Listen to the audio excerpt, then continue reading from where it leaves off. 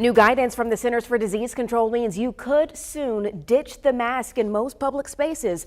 But in schools where it's not always easy to stay apart from one another, new guidance means new concerns for some parents.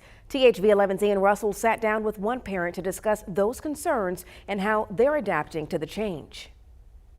Others that still have it in place, but I think they will be making adjustments accordingly over the next several weeks. Making decisions when it comes to pandemic safety isn't easy, but new guidance from the CDC could help in one area specifically: schools. I think the data nationwide is really showing that it's time to return to some level of normalcy and respond appropriately as local conditions may change. That guidance is fueled by falling COVID cases and allows many to go maskless in public areas. Make good judgments, and I think we've seen in recent days even the local school districts that did have a mask requirement in have been gradually lifting that. It's good to see the reason why this change happened, but for some parents, recent surges, like the one we saw just 2 months ago, are still top of mind. We're going to get back to normal, whatever that may be now.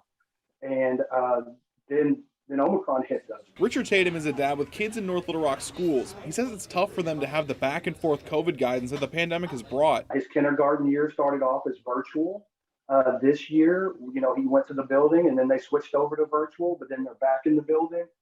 And so it's kind of hard to build groundwork on so much inconsistency. But Education Secretary Johnny Key is hopeful that this is the guidance and shouldn't change much. I expect that would be a statewide approach.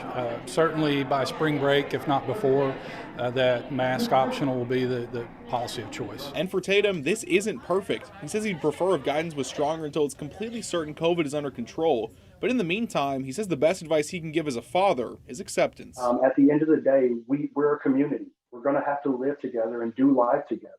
And we're going to have to show respect to one another. In Little Rock, Ian Russell, THV 11 News.